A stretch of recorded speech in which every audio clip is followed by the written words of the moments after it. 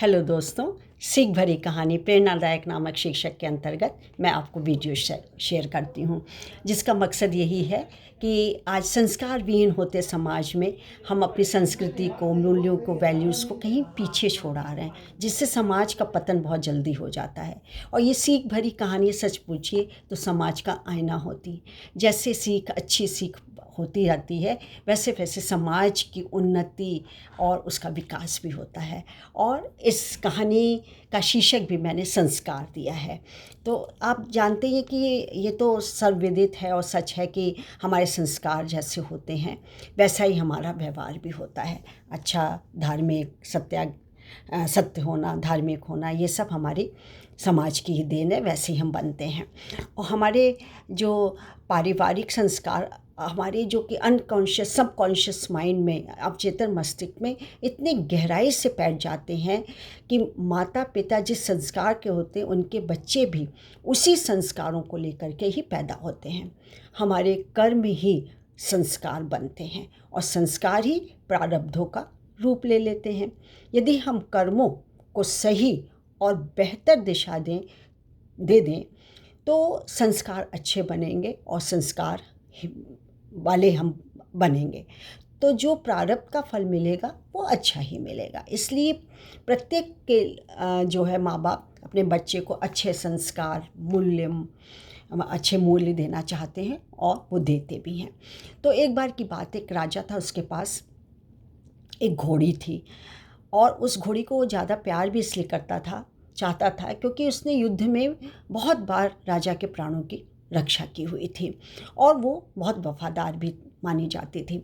और कुछ दिनों के बाद उसने एक बच्चे को जन्म दिया, लेकिन वो काना था। वैसे हिष्ट पुष्ट था लेकिन एक आंख का काना था। तो जब बच्चा थोड़ा बड़ा हुआ तो उसने अपनी माँ से पूछा कि मामा, मैं तो वैसे तो सुंदर हूँ, वैसे तो मैं हिष्ट पुष्ट हूँ, ताकतवर हूँ, लेकिन मेरी एक आँख नहीं है, काना हूँ, इसलिए मेरा चेहरा थोड़ा वैसा लगता है, ऐसा क्यों हुआ, ऐसा मैं कैसे हो गया। तो माँ ने कहा कि एक बार जब राजा सवारी कर रहे थे तो उन्होंने एक कोढ़ा कस के मारा था मुझे, तो उसी की वजह से तुम काने हो गए। ये सुनते उसको, मतलब बहुत बड़ा भी नहीं था, बहुत छोटा भी नहीं था, लेकिन वो बहुत ज़्यादा मतलब अंदर से हिल गया, क्रोधित हो गया। बोला, मैं माँ तुझसे बदला लूँगा।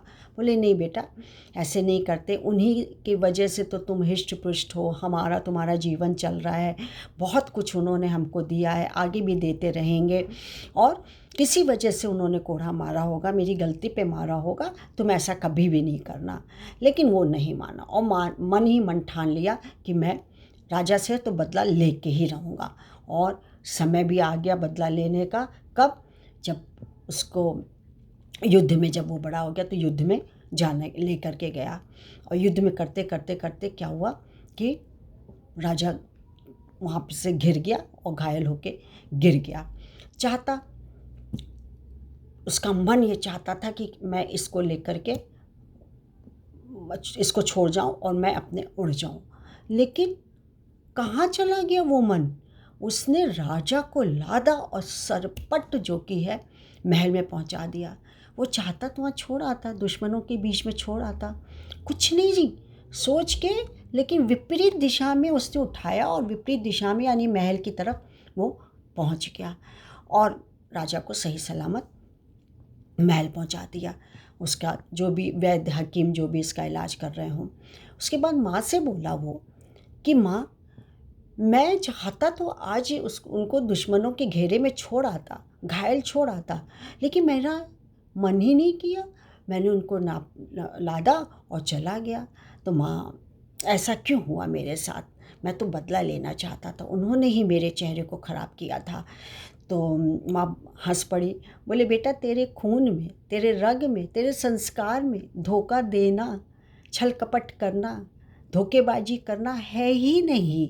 क्यों? क्योंकि तू मेरे संस्कार जो दिए हुए हैं और वो मेरे संस्कार जो तुझे दिए गए हैं, या तू एक संस्कारी माँ का बेटा है। और सच मान तो तू आगे भी नहीं कर पाएगा, किसी से छल कपट, दोष या दोषारोपण करना या बेमतलब में तुम किसी को छल कपट कर रहे हो, ये तुम कर ही नहीं सकते हो। तो मन ने मैं क्या उसमें क्या तुम्हारे में नमक हरामी जो की है ही नहीं, क्योंकि जिस तेरी नस में तेरी माँ का खून जो आ रहा है, माँ का अंश है, और मेरे संस्कार और सीख को तू कैसे झुठला सकता है।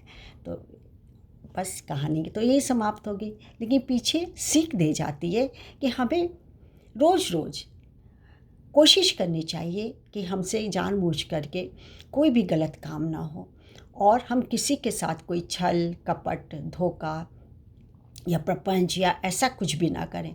बस इसी से ही स्थिति अपने आप ठीक होती जाएगी, और हर परिस्थिति में हम प्रभु का नाम लें, परमात्मा का नाम लें, उसको ना छोड़ें, तो अपने आप सब अनुकूल होता जाएगा।